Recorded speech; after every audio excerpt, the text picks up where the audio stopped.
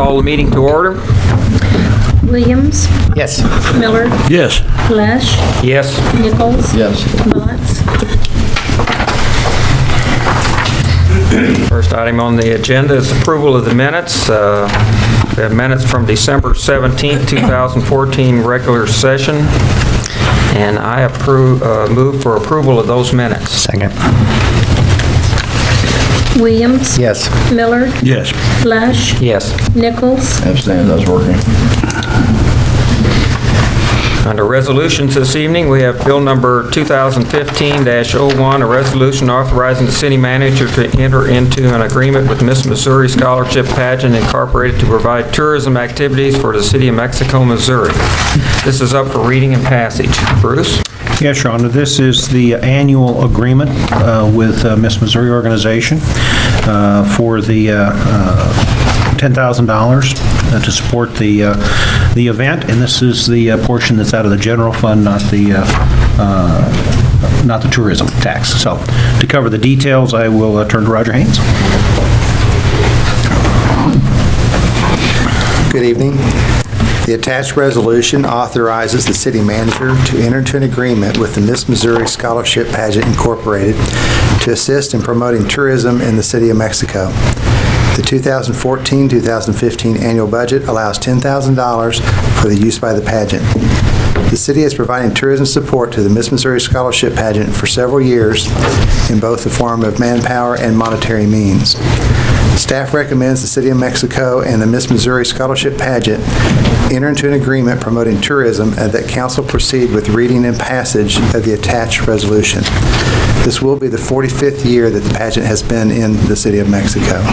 We do have with us this evening Ann Jolly, who serves as the chairman of the board for the pageant, and she'd like to have an opportunity to speak to council and answer any questions.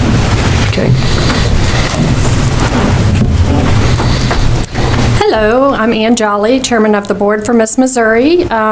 Just wanted to, I know we spoke in November, but just to tell you a few things that have been going on since then. We did go to a show yesterday that it was a runway show. It involved over 500 girls, 6,500 people in attendance. We were there representing, obviously, Miss Missouri. We handed out our cards, our tourism cards that we talked about. Just trying to work on recruiting more girls that we recruit, more people that come to Mexico. And one other thing I wanted to mention, and I don't know if we talked about this in November, but along with Miss Missouri is a mentoring program, our Little Sisters program. So every Miss Missouri has a little sister, either one or two little sisters that they mentor. And these girls come during pageant week. So a lot of years we have 30 Miss contestants, and we have between 30 and 40 teen contestants, which that brings a lot of little girls and a lot of families to town. So we continue to develop that program as well, just trying to get more people into Mexico, into our program, and just trying to grow the program overall. Any questions, thoughts, concerns? I'm going to ask one. Yeah. You say recruitment. How does that work? I mean, don't you take winners from other pageants? Or are you like recruiting to start other pageants? Right now I think we have approximately 20 pageants in the state, throughout the state. So we're trying to help recruit contestants on the local level, trying to help our directors get more girls to their pageants, more girls involved in the program.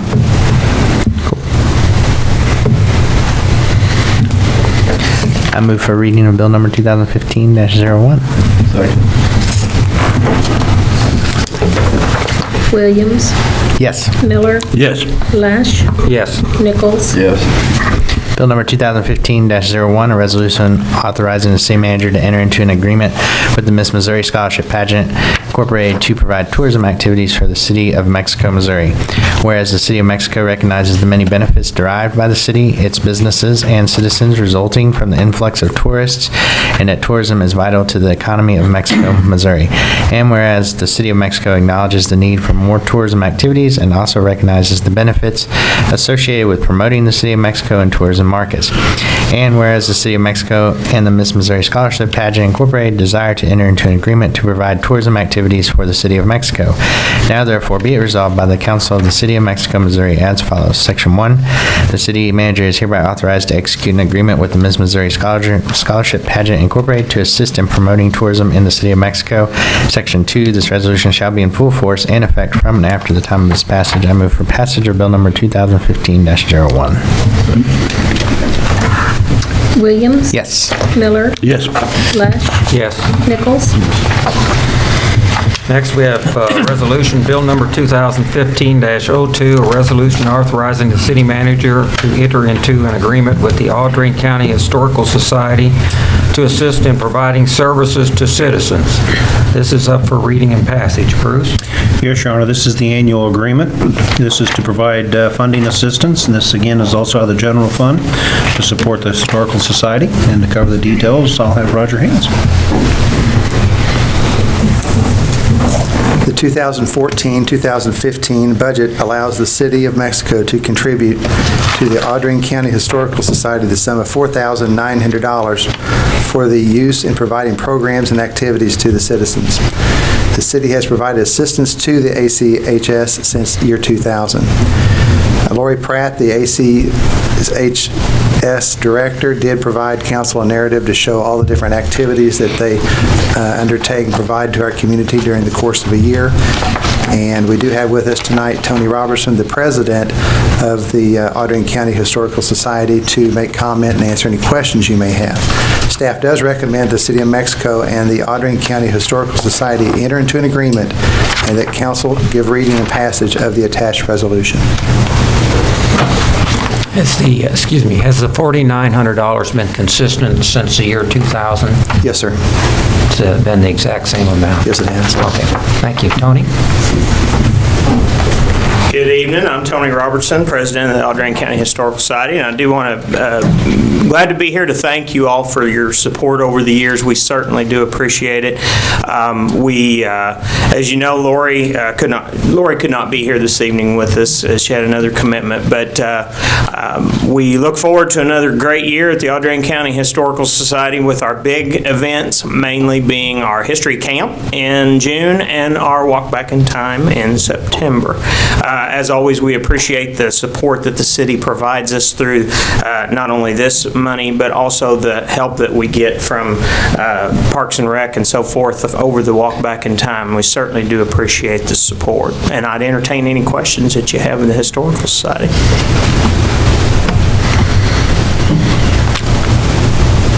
Thank you. Thank you. I'll make a motion to read bill number 2015-2.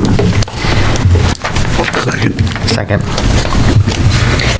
Williams. Yes. Miller. Yes. Lush. Yes. Nichols. Yes. Bill number 2015-2, a resolution authorizing the city manager to enter an agreement with the Audrain County Historical Society to assist in providing services to the citizens. Whereas the City of Mexico recognizes the many benefits provided by the Audrain County Historical Society to citizens, and whereas the City of Mexico acknowledges the need for programs and activities, and whereas the City of Mexico and the Audrain County Historical Society desire to enter into an agreement to continue to provide these services. Now therefore be it resolved by the Council of the City of Mexico, Missouri as follows. Section 1, the city manager hereby authorized to execute an agreement with the Audrain County Historical Society to assist in providing services to citizens. Section 2, this resolution shall be in full force and effect from and after time passage. I move for passage of bill number 2015-2. Second. Williams. Yes. Miller. Yes. Lush. Yes. Nichols. Yes. Last resolution we have is Bill Number 2015-03, a resolution awarding the various on-call maintenance services bid to Plan B Development and authorizing the city manager to execute a service agreement. This is up for reading and passage. Bruce? Yes, Your Honor, we have had an agreement for maintenance services, primarily purposes for sanitary sewer line repairs, and we have taken bids on the services contract. To cover the details, I will turn to Kenzie Russell. This is a little earlier than we normally would do this particular contract, but Randy May Construction, that has had the contract, exercised the provision to terminate it early due to medical reasons and health reasons. He was not able to continue with his business. And so we rebid the services here, and Plan B is the low bidder. It is an hourly rate contract, and you can tell that there are various differences between the two bids on various hourly rates. It's an hourly rate because we can't define the services precisely to get a bid on it. We use the services primarily for sanitary sewer repairs, though we have used the services in the past to help haul snow off the square and do some other items of that nature. We have budgeted about $60,000 in the wastewater budget this year for those kinds of repairs. In the past, we've spent between $55,000 and $75,000 per year making repairs and using this contract. And so we anticipate maintaining the services within that budget. We watch it closely as we go along through the year. What's our experience been with Plan B? Plan B, we have worked with them in the past. They installed a number of years ago storm sewer line over on Webster Street and up on Robinson Street. I believe 2 years ago, they had our concrete repair contract in our annual street maintenance, did the work over on South Trinity, I believe it was, where we had major patches and repairs. So they have worked for us in the past, have done good work. They're the ones located on Liberty Street? Yes, they did have a shop out on East Liberty. Scott Hayes is the principal. And, How does this contract in terms of price compare to the contract that was just canceled? The rates overall are somewhat higher than what we previously had. So we'll not be able to do as much work within our budget, but it is helpful to have the additional equipment, additional personnel to help with that. Just don't let us know very much. Right. Is there a particular reason why we only got 2 bidders? I don't know if there is a particular reason. We sent it out to our contractor list, which has probably around 40 contractor names. Of course, not all of them do this kind of work, but we maintain an email list, and when we advertise any of our construction type contracts, we send out an email with the invitation to bid to that list of contractors, as well as other projects using the plan room in Columbia that also sends it out to their list of contractors. So it was advertised in the Ledger as well. Okay. How would, I see here you got like a typical repair scenario for $2,000, $2,490. Did you do a workup like to say how much would I have paid last year using both numbers to see? I mean, I understand this is a typical repair, but you probably spend a lot of money on different things. I did not do that kind of a workup, Chris. We typically don't keep a running total of all of the breakdown of the various hours of labor, equipment, all. I have the total for the amount spent on each repair, each work order, but we and we could go back and look it up in the records. It's available, but we typically don't just keep a running total where I could do an annual evaluation that way. I was just curious because some of the items are fairly substantial difference in price. If you do a lot of stuff with a dump truck driver, there's a substantial excavator and operator. Again, and it's almost half. One's half of the other. Right. So how much do we use? It can make a big difference in the course of a year. I probably should point out that we do take a separate bid for contractors to help with snow removal. And so we do have bids from 2 other contractors here locally to help with that, and we can go to the best hourly rate and then call them in sequence there. So we do have that available for the snow hauling, which is probably the most hours on dump truck that we would use. If there's no further questions, I move for reading of bill number 2015-03. Williams. Yes. Miller. Yes. Lesh. Yes. Nichols. Bill number 2015-03, a resolution awarding the various on-call maintenance services bid to Plan B Development and authorizing the city manager to execute a service agreement.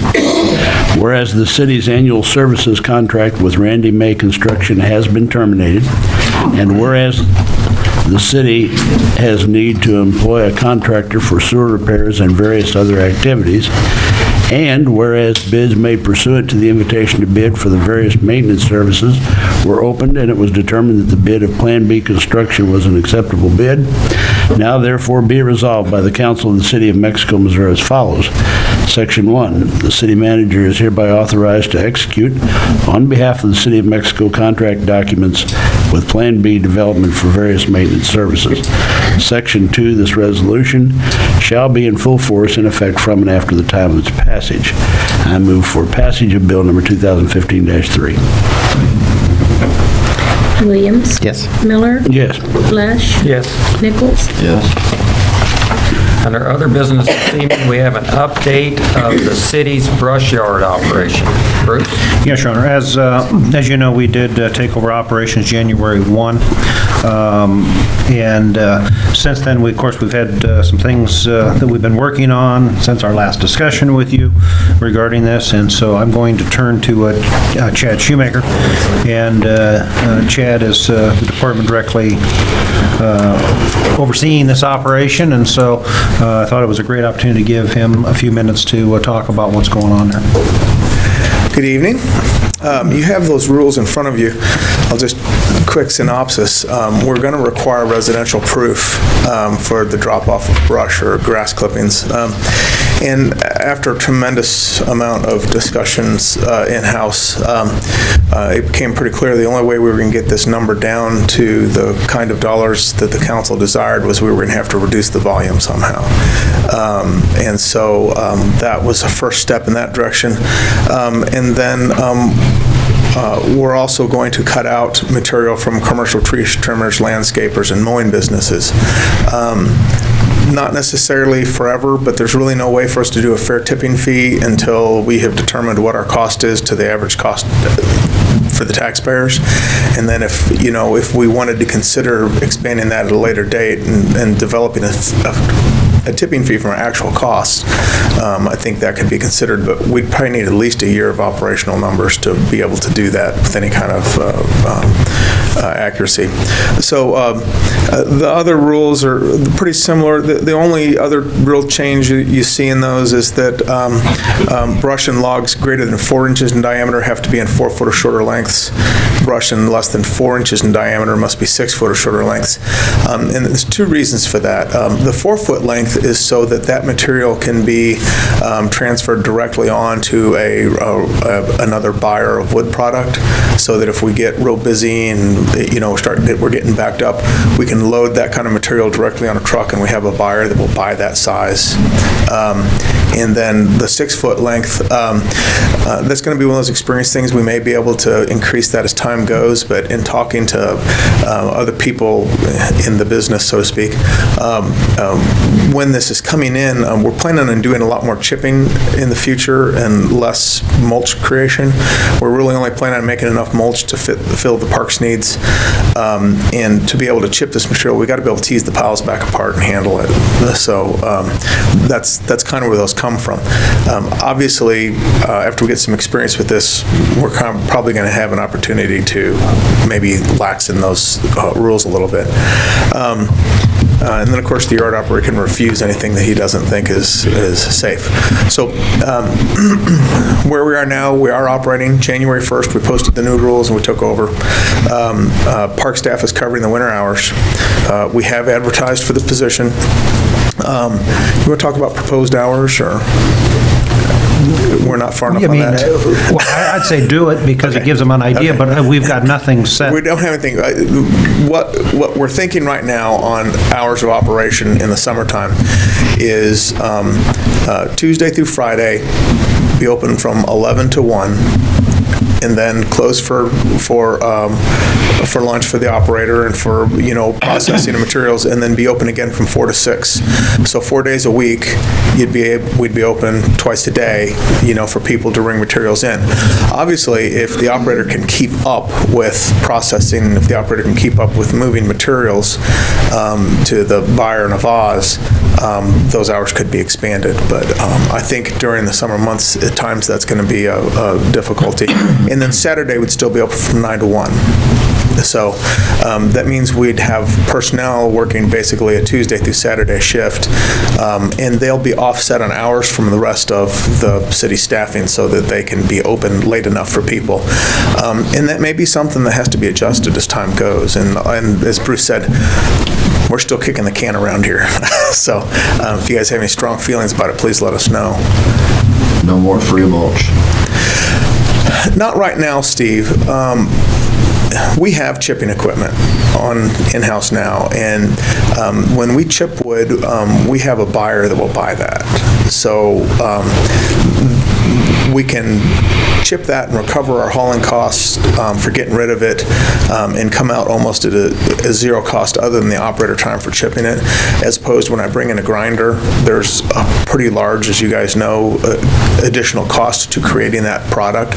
So unless we find that we've really come underneath the numbers you guys have given us, I would rather not start out saying, well, I can do that when I'm not sure I can. Is that fair? Brake Brothers is here grinding, which was a delightful surprise. They showed up and they said they want to have everything on the lot, and they were grinding a little while today until they had a breakdown. And so hopefully they will take everything out there on the site. We feel like it's their material. They accumulated it. If they want to take it, they're more than welcome to have it.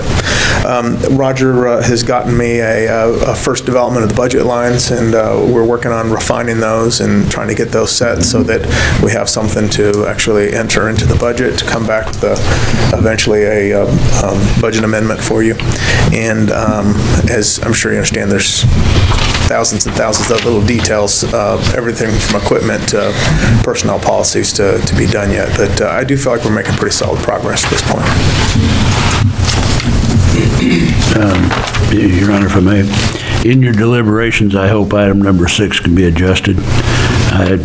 When we first discussed this, and the information was passed to the council for consideration, I'm concerned about the 6-foot lengths.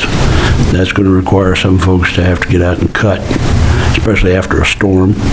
Right. And I know it's been said that we may relax it, but to say that we may relax it leaves open the possibility that we may not. Well, we could certainly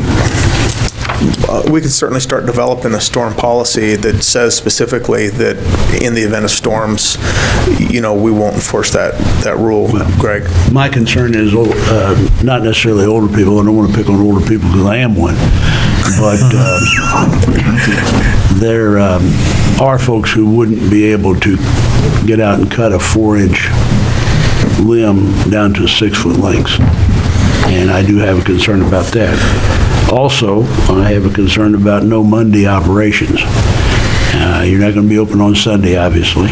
Correct. So a lot of people in the summertime do their yard work on Saturdays and Sundays, and then Monday they have no place to take it. So I hope that you'll give some further consideration to your days as well as your hours. And Greg, we've kicked that around a lot from the perspective of we still want to be able to find somebody that'll take the job. And, if we give them a Wednesday, Thursday, Friday, Saturday, Monday job, they don't have a weekend. 365 days a year, because other than winter. So, I hear what you're saying, and we had a lot of discussion about that. And, that's kind of one of those issues. We could be closed on Saturday and be open 5 days a week very easily, but we thought it was probably more critical to be open Saturday, than to have Monday. I understand. I understand it's a different time, but we have the job available for someone to take. And when I started, I didn't get weekends off for a lot of years. That's true. And when I did get weekends off, I didn't get weekends off. Yeah. So that's the job, and I think we're well within our means to set the hours that are the convenience of the city. I would like for you to consider Mondays again, because like I said, a lot of people do their yard work on Saturdays and Sundays, and they need someplace to get rid of that stuff on Monday morning. The other thing I'm concerned about is the split hours. And I just don't know how that's going to work. I don't either. I think it's going to be confusing to the public, and I hope you kick that ball around a little bit more. Well, and I think the only defense of any hour is that if we set it, our intention is that we'll be open whenever it is. And, I would like to not get in a situation where we open this and we start kicking hours back and forth and changing them around. Yeah. When we get to the point to do that, I want to be confident that we can put those hours out there, and we're going to be open those hours, so that as soon as we start advertising it, we can avoid exactly that. Okay. That would be my hope, Greg. So Keep kicking the ball. I think there's still yeah, and that's why, I looked at Bruce and I'm like, do we want to talk about that yet? Because, obviously. Well, it's good to talk about it. There's not as we're talking about it, it's really hard to find that magic, spot, because there are drawbacks to just about any scenario we put together, because we're talking about one person to man it. And, we got to be able to get them to lunch. We've got to, have reasonable access to them, be able to go use the restroom and stuff without closing the gate all the time. We don't want to leave the site unoccupied either, so. Believe me, I understand. Yeah, I know you do. You've been there. But I just like to see that given some more I've got notes here, consideration. so. Thank you. And thanks for taking on this project. I know it's one more headache and a number of headaches that you already got. We'll get her with the done. swimming pool, but We'll get her done. thank you. Thank you. Are there winter hours, or did I not? The winter hours are the same as they have been. It's 9 to 1 on Saturday. Sorry, 9 to 2 on Saturday. And that's it? That's it. Right. That's what it was under the previous contract. Right. So, in the future, the winter hours could be expanded. But for right now, I'm just covering it with my on-call staff. I figured that was good enough for right now. And until we get the yard cleaned up, it's going to be pretty hard for us to do anything different than what's going on right now, because we just really don't have any space. You've been out there. You know exactly what I mean. How much has he got done so far? It wasn't a lot the last time I was out there, but have yet. there's a lot to process there, so They want it all? that's what he told me. Pallets and everything. The pallets, the big stuff, everything. That's So, just gonna start from scratch, be a nice, good level. oh, that would be nice. Yeah. Yeah, I slept better after I had that. No Thank you. pallets. Emphasize that, no pallets. Yeah, it's on the sign that goes in the yard. You put it Yeah. down there. Okay, thank you. We have the claims. I move we pay the claims. I second that motion. Williams, Yes. Miller, Yes. Lush, Yes. Nichols, Yes. And we have council comments. Councilman Williams. I was going to ask about Brick Brothers. I had heard they were out there, but you already answered that. Has Ameren gotten to all the streetlights yet, or are we still? I don't know if they've gotten to all the repairs, have they? They've made some. I haven't checked all of them to know if they've gotten through the. They've started on the list. They have made some on the list, yeah. And it's a new year, and I just want to say I'm really looking forward to this year. I think Mexico, I just think about several years back when we were sitting up here in this council to today, I think Mexico's in for a good year this year, so that's all I got. It's always been this dark outside. I realize that it's nighttime. Just for the last 6 years. This time of the year. The sun goes down, it gets dark, but the street out here, didn't there used to be a street light here somewhere? Yes. Somebody made a comment. Right out here. That helped if there was a street light out there. Just somebody made a comment to me about it, and I'll let when I comment on it. It is dark out there. And then one of our public safety guy hit out there here a year ago. Man, they get some light out there. That's all I have. In 30 seconds, there will be a kickoff of the NCAA championship game, and so I have no further comment. Bruce? I got 30 seconds then. I've had a lot of questions and comments that people brought up reference 214 East Liberty, which is a property that we've tore down. I think people typically locally know it as the test property. I do want to point out that the city doesn't own that. We don't intend to own it. This was part of the residential demolition program. As council knows, it's been a nuisance, been a dilapidated, rundown property for years, and we've been after them to do something with it. We've had numerous complaints on that property over the last few years. We served notices several different times. The family did ask for some time to do some things with that property. We had a family medical issue that did lead to a death, and since then, they've worked with us to get this down, and so it's all part of that project. I do not know what their intended future use of it is, but as all these projects that we do, we hope there is some positive use for it to get it back on the tax rolls and be productive, and that's what we hope when we help with all these properties. It's going to be at Applebee's. That's what every empty property is going to be in Mexico. Long John Silver, as I heard. So, anyway, I just wanted to comment about that. That's all I have.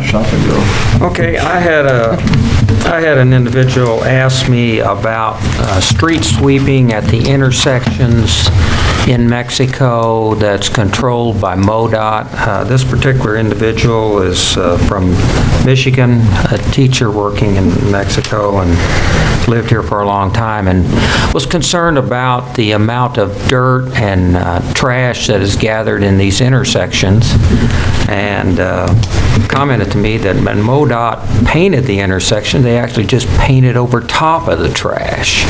And so she contacted MoDOT, and they told her that they only had one street sweeper for 17 counties, and so she took it on her own self to go out there along with her husband and another neighbor and picked up 10 5-gallon buckets of stuff at the intersection of Liberty and Agricultural there in front of Commerce Bank. I mean, she had 10 5-gallon buckets full of trash that she took out of there, and this was right before Walk Back in Time. So I guess the real question is here, what we as a city can do. You know, we just bought a brand new street sweeper, and we've got quite a bit of money invested in that, so it seemed to me we should be able to maybe do something there to kind of clean up some of these, and that's not the only one. I've heard other comments about some of the other MoDOT intersections that get pretty dirty. I think the Modro intersections all fall in the same category. Two things. One, our new street sweeper did get delivered today, so we do have it in-house now.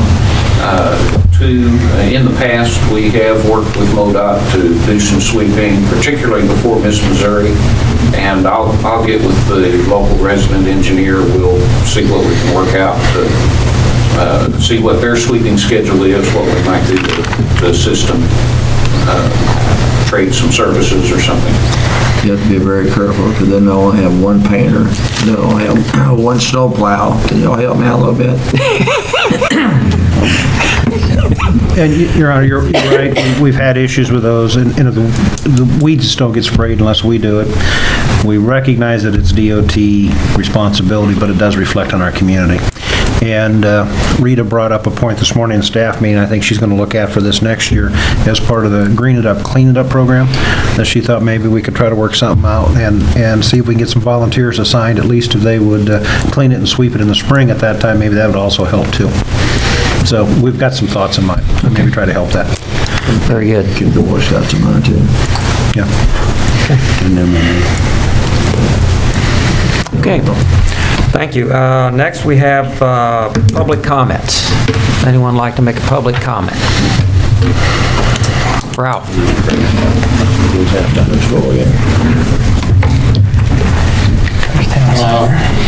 I realize these rules, I guess, are a work in progress.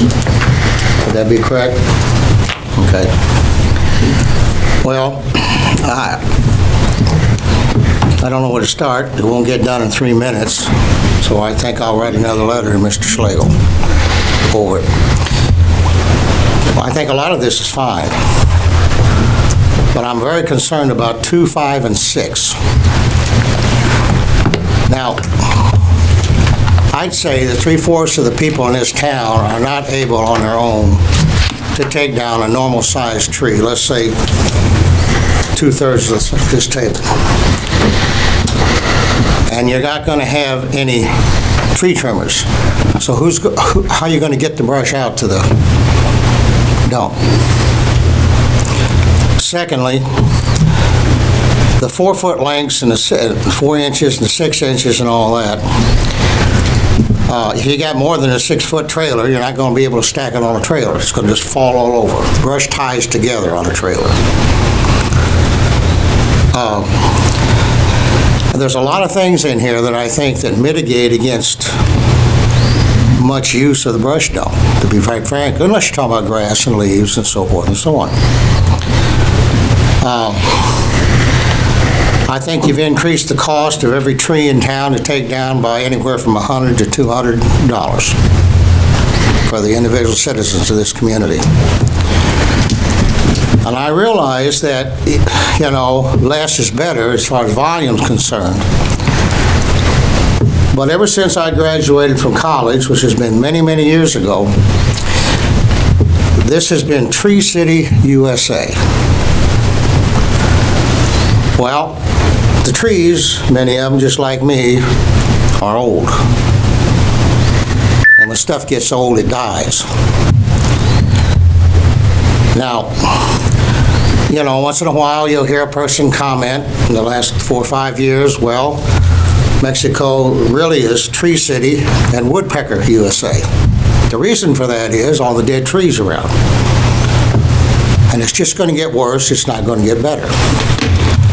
Particularly with oak wilt and everything else, the disease and so forth and so on.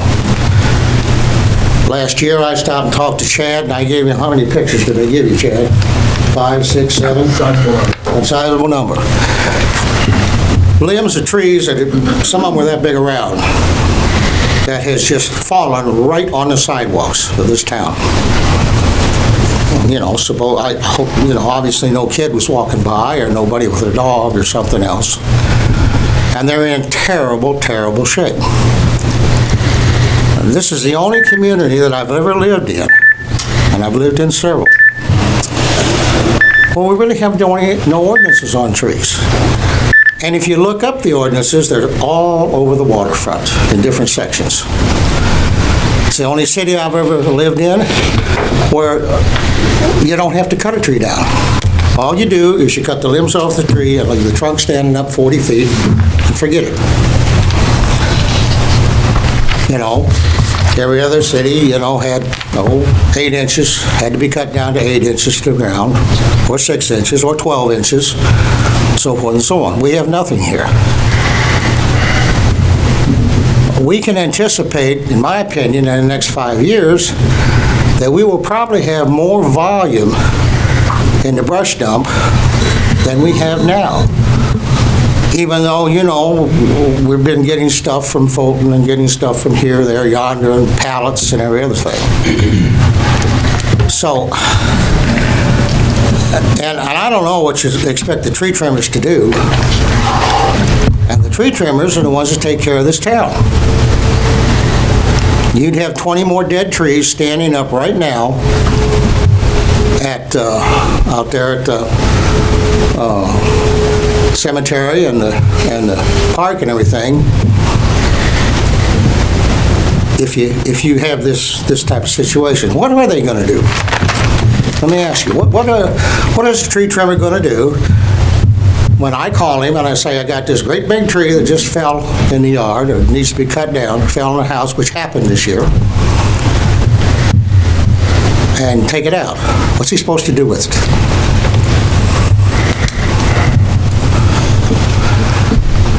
Did you want to respond? Can I answer that? Sure. They can sell it at the same chip outlet we're going to take it to. It's 7 miles away in Laws, Missouri. Well, that's fine. If they can haul it, sometimes they chip it. And they can take either. Anything 4 foot, 4 foot or shorter limits, they can sell them anything. And chip can all be sold there too. Well, I just think that there needs to be, did anybody ever talk to the tree trimmers? Anybody ever ask them anything about anything? Ralph, I would suggest that maybe you schedule a meeting and sit down and talk to them about the rules outside of this council meeting. Well, that'd be fine. We appreciate your comments. That'd be fine. And like we said, it's still a work in progress. It's a work in progress, I understand And we that. appreciate your comments because I'm sure that we will take them into consideration when we come up with a final plan. All right. Thank you so much. Appreciate it. Any other comments?